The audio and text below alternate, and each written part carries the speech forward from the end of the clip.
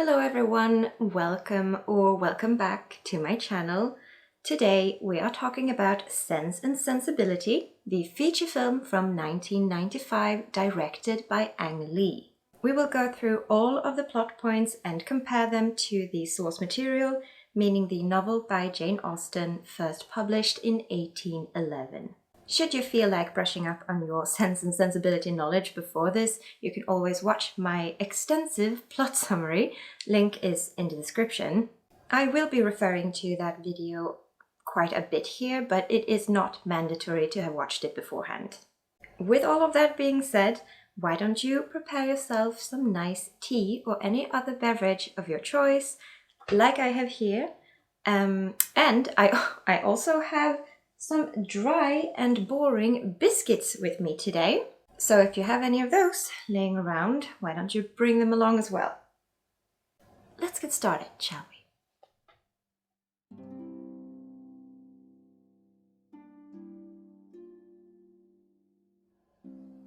The movie starts off exactly like the book does, by setting up the story with the death of poor Mr. Henry Dashwood. His son John promises to help his stepmother and half-sisters, but is then persuaded by his evil wife, Mrs. D, to not help them, basically. The whole introduction is just brilliantly set up in the film.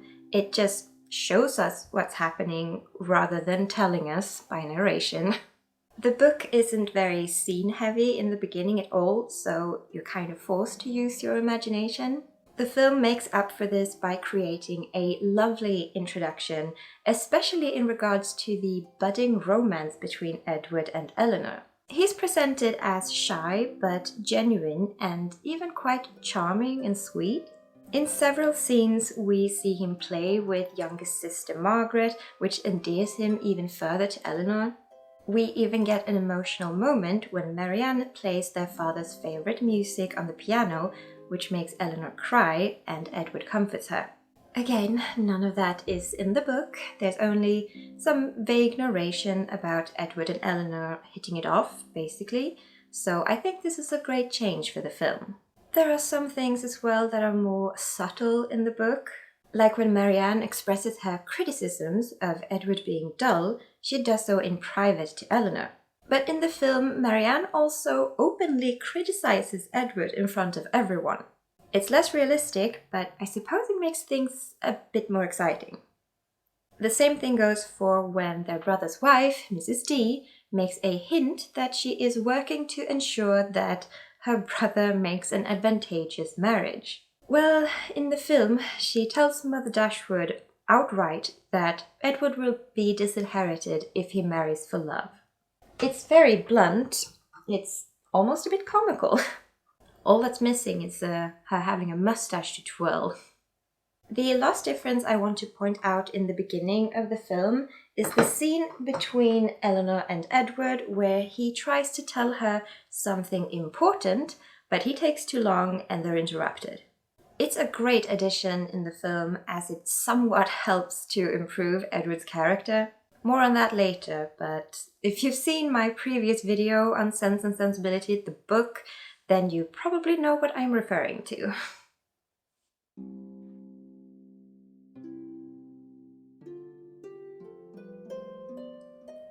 Then the girls move to Devonshire and we get to the main part of the story.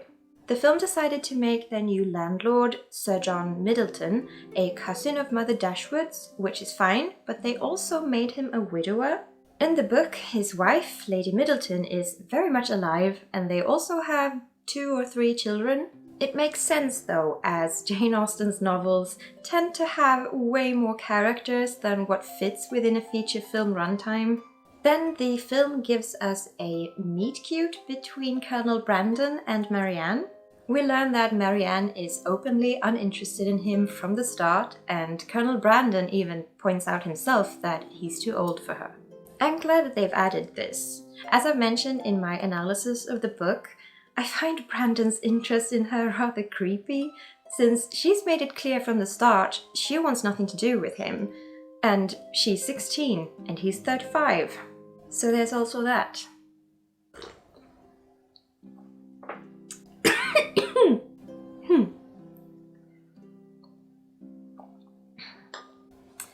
get to Marianne's injury. The scene where Willoughby swoops in and helps Marianne is a bit longer and more dramatic in the film. And when he returns the next day to see her, they have added an awkward encounter involving Colonel Brandon also arriving with flowers. At that point, he's apparently changed his mind about being too old for her. And so the wooing of Marianne begins. The film really focuses on showing the instant connection between her and Willoughby, and it's quite believable. She quotes Shakespeare, and he just so happens to have a Shakespeare sonnet pocketbook that he always carries with him. It's very cutesy. While I do think Willoughby had a decent amount of scenes in the book, I think the film was better at capturing the romance between them. That's quite clear when you add body language into the mix. One difference I noticed is that film Willoughby was a lot more animated, often making theatrical imitations and even swinging Marianne around like she was a child. I mean, book Willoughby did have a dramatic flair, don't get me wrong, but I don't see him going that far. Then we have the amazing exit scene. The book does this really well. It's intense and full of those etiquette details that makes every interaction take so much longer. The film cuts the scene down a bit, which is fine, but then Willoughby literally runs out of there, which I thought was really funny. Another thing that I found was a little odd was that after he leaves, everyone besides Eleanor just go off to their rooms and cry. I get Marianne, she just had her heart broken, but why would the others cry? I don't get that. In this scenario, I guess I would be Eleanor, sipping tea on the staircase, shaking my head at my overly dramatic family members. As the different events of the book are shown in a slightly different order, there are also some that are completely scrapped. We don't get a visit from Edward at the cottage prior to the girls going to London, which is where Eleanor is supposed to get her hopes up of marrying him. That's this whole mix-up where she thinks Edward has stolen some of her hair to wear as a ring, thus making the revelation by Lucy Steele later on hit much harder. So let's talk about Lucy Steele. She's introduced in the film before Willoughby's exit, as all the events are a bit more condensed. She's also alone, but in the book she has a sister. And in my notes on the book, I discovered that I kept referring to Lucy's sister as either Anne or Nancy. I used them both interchangeably somehow. I have no idea which one is correct, if either of them are. Anyway, it makes sense for the film to remove her sister, as she isn't that relevant to the story. So Lucy then goes on to share her secret with Eleanor about being engaged to Edward. But in the film it's for 5 years, where in the book it's 4. But some bigger changes are coming up now. Firstly, in the book, Marianne and Eleanor are invited to London by Mrs. Jennings, and the Steele sisters arrive on their own later. The film changed it to have Lucy be invited with the Dashwood girls, which makes a lot of sense in my opinion. Secondly, we get 3 separate book occasions all rolled into one film event, the London Ball. Here we have Lucy joining Eleanor and Marianne at the ball, and Lucy is introduced to Mrs. D and Robert Ferrars. The viewer even get a few exchanges between her and Robert, suggesting that they have chemistry, which I think is a great addition. Then we have the confrontation between Marianne and Willoughby, and it is quite dramatic. It's Eleanor that runs into him while dancing, and when Marianne sees him, she shouts out his name and comes up to him, thus triggering the awkward encounter. And all of this is happening in the middle of the dance, by the way, which is definitely not the case in the book. I don't think Jane Austen would ever interrupt a dance for the sake of some added drama. The film does tend to dip its toes into the pool of inaccuracies from time to time for the sake of dramatic effect, but I really don't mind. It's still subtle enough to be okay. The next plot point is Lucy Steele being invited to stay with Mrs. D. Now, in the book, Lucy and her sister went to stay alone with Mrs. D and John Dashwood. But the film did do a clever change here in having Robert Ferrars stay with them at the same time. So even though Lucy is secretly engaged to Edward, his brother, she got a good amount of time spent with Robert here, which makes the later developments a bit more believable. Then we get to the discussion between Colonel Brandon and Eleanor, and he tells her about Willoughby having seduced and abandoned his foster daughter. The film made some changes here that I thought were quite interesting. First, they changed the age of the girl from 14 to 19. I think her being 14 might have been considered a bit too shocking for a modern audience, but at the same time, her young age is meant to make Willoughby's crime all the more severe. He's 25-ish, so he's clearly in a position of power, much more so than with someone who's 19, but that's just how I see it. The second change is that Brandon revealed that Willoughby had declared his intentions to propose to Marianne. Brandon makes a point here that, towards Marianne at least, Willoughby's intentions were honourable. In the book, his relative, Mrs. Smith, demanded that Willoughby married Eliza, the 14-year-old girl he got pregnant, but he refused, and that's why she disinherited him. This is a change I don't quite understand because I feel like the film is deliberately trying to make Willoughby into less of a villain. But I suppose they wanted to wrap up his storyline as Eleanor immediately tells Marianne about all of this, even though Marianne is still in the intense grieving phase. In the book, the Willoughby situation is a lot more complex than that, and I would recommend watching my video on the book if you haven't already and want to know more about that. Next up, we have Lucy visiting Eleanor and telling her about how wonderful it is staying with Mrs. D.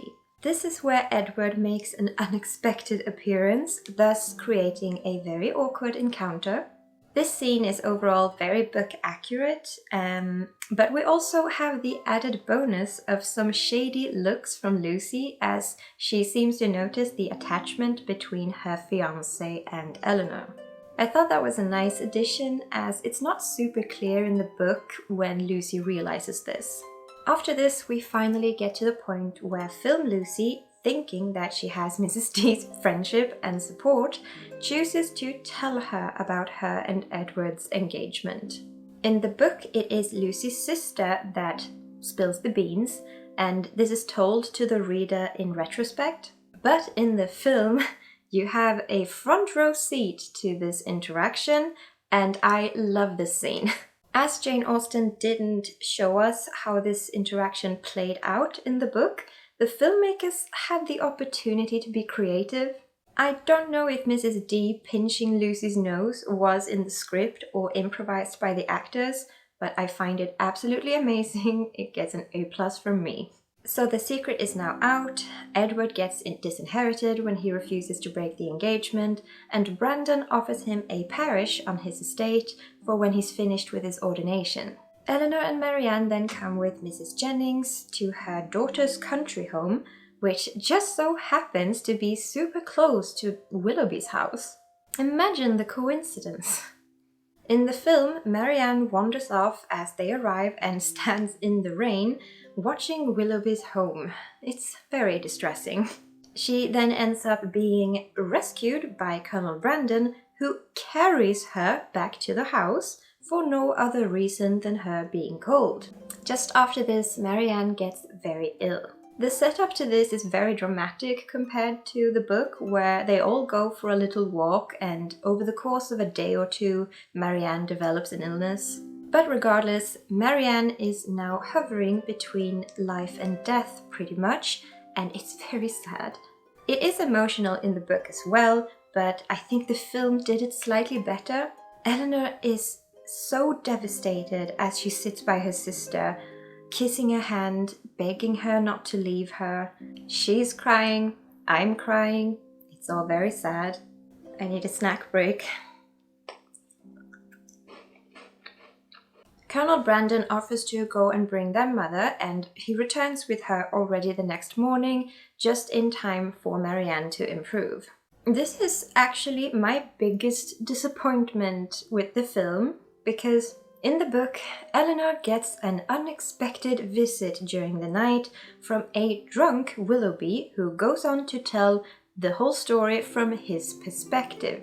It gave the reader an insight into his personality and behavior, and this is also where we find out that he truly cared about Marianne and intended to marry her had he not been disinherited.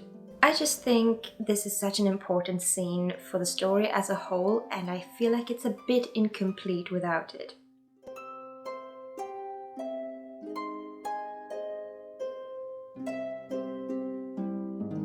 With Marianne improving, the Dashwoods then return to their cottage home in Devonshire. The filmmakers added more connection between Brandon and Marianne here, as he's there with her, reading to her in the garden, and she seems to appreciate his company now. The book handles these two a lot more carefully, and we don't get any cute scenes like this between them. Then we get to the scene with the Dashwood servant, Thomas, returning to the cottage from an errand in Exeter with the news that he'd seen Mr. and Mrs. Ferrars there, and that Lucy, now Mrs. Ferrars, sends her regards to them. Everyone thinks that he's referring to Edward, of course, so they're not particularly happy about it. So far, it's the same. But there's one small change here that I really like, and that is Thomas's reason for going to Exeter in the first place. In the book, he's sent on some errand by the other servant, I believe. It's not really that interesting. But the film made it so that Mother Dashwood had sent him there specifically to buy beef, as beef wasn't as expensive in Exeter. Upon hearing this, Eleanor gives her mother a sharp look, as they really cannot afford beef, and her mother uses Marianne's poor health as an excuse as to why it's needed. And I just thought that was a cute character moment. It's also a nice callback to the beginning of the film, when Mother Dashwood and Eleanor are going over their budget, and Eleanor tells her specifically that they cannot afford beef. Shortly after this, Marianne is sent a piano as a gift from Colonel Brandon. Again, the film is really pushing for a love story here, but in the book Marianne already has a piano and there were no lavish gifts from Brandon in general. Then we have the final visit from Edward Ferrars, quickly clearing up the misunderstanding that Lucy had married Robert Ferrars, not him. In the book, Eleanor leaves the room as she can't keep her emotions in check anymore and she lets them out outside. In the film, however, they have her burst into tears in the room with everyone present, thus making her mother and sisters get up and leave her and Edward alone. What follows is Edward's proposal, which we didn't get a scene for in the book. Youngest sister Margaret spies on them from her treehouse, and she tells the others when she sees him getting down on one knee. I thought that was a cute way of including the proposal while still not showing it.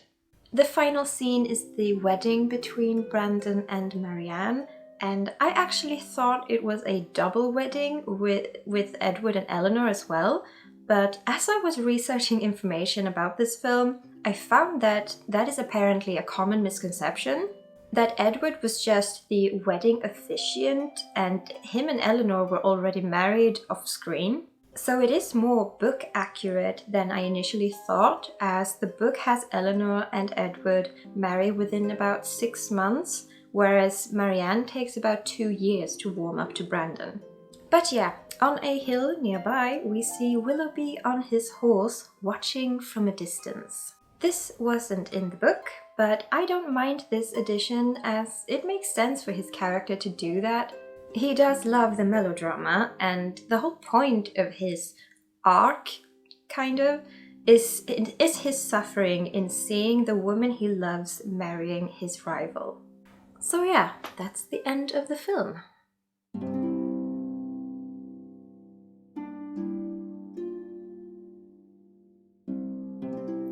So the two main characters are obviously Eleanor and Marianne, played by Emma Thompson, Dame Emma Thompson and Kate Winslet, and I think they both played their parts beautifully. I will forever see their faces when picturing these characters in the future.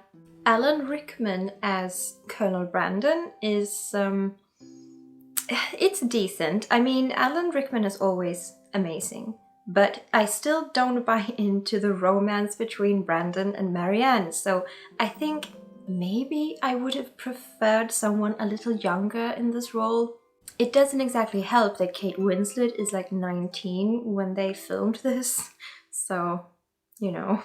But there is a depth to Alan Rickman that does give the impression that there's more to this character than meets the eye.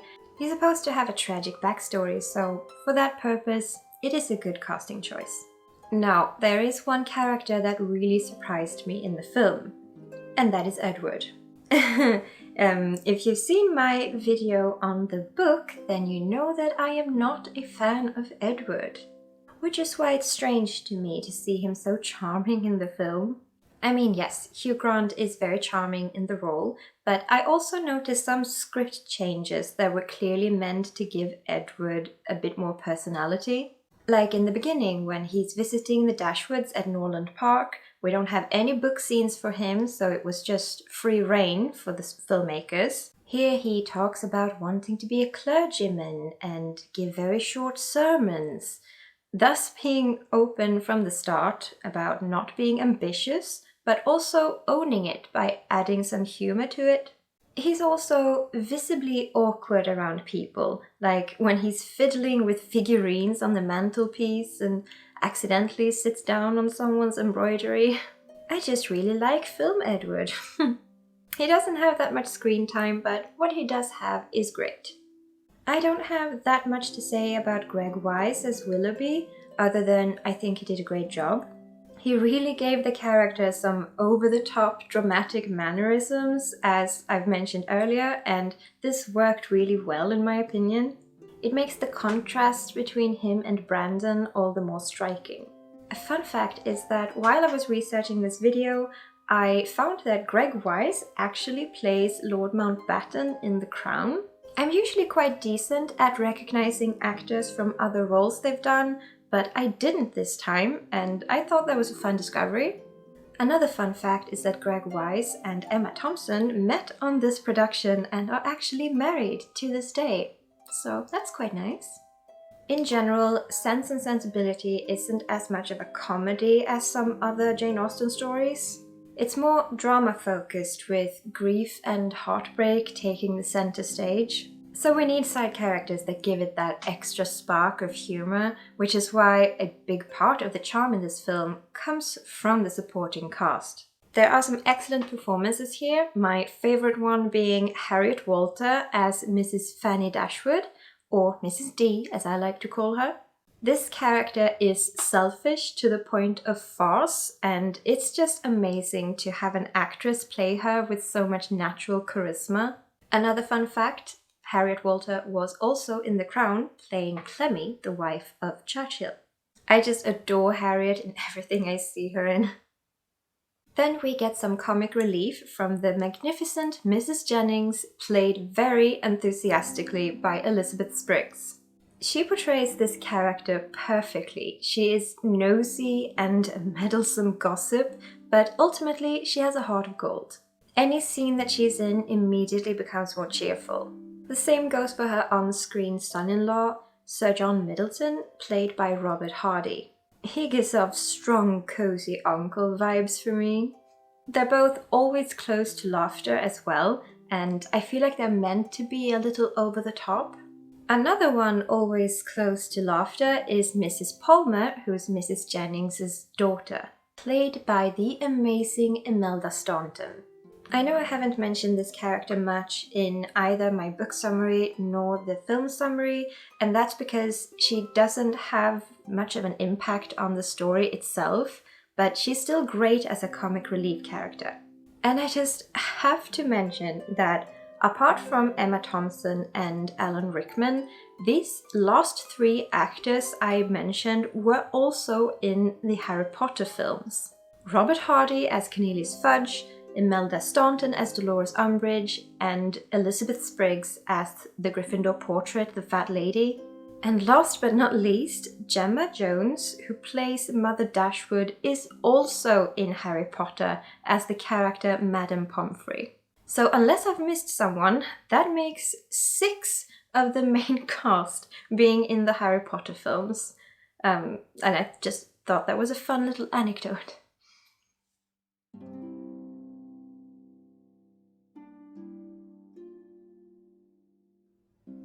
Let me just say that this film is so cottagecore, it makes me burst from happiness.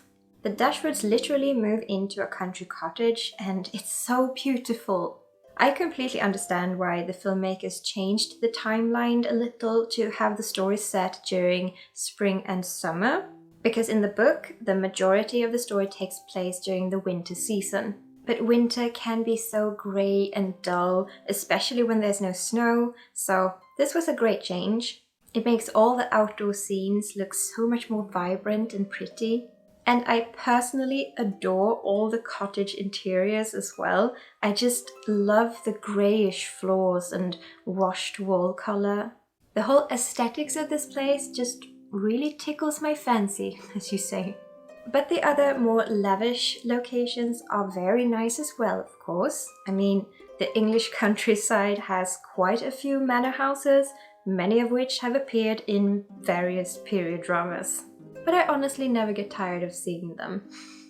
Now, I am no expert, but I want to say a few words on the costumes. The novel doesn't specify what time period it is, but it is believed that the story takes place somewhere between 1792 and 1797.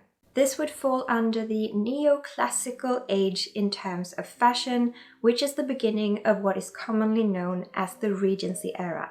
Common characteristics for this time period were loose-fitting gowns with high waistlines. You know, that very unflattering silhouette that makes you look like you went outside in your nightgown. Although, to be fair, I spend most of my days in my pajamas as well, so... Anyway, I just wanted to praise the film for staying true to the style of the era, as well as making the effort to incorporate headwear such as bonnets, hats, and caps. I know many costume dramas tend to exclude them, probably to get a better view of the actors' faces, but they were such an important feature of the time period that I just had to mention it. I love that all the married women wear caps of some sort, while Eleanor and Marianne often wear straw hats and bonnets, so it's not just one size fits all, you know? There's this scene that I really liked where Marianne is flustered as she struggles to untie her hat and Eleanor has to help her. It's little details like that that makes the film so charming. You can tell that the filmmakers put so much love and effort into this production, and as a huge Jane Austen fan, I really appreciate that.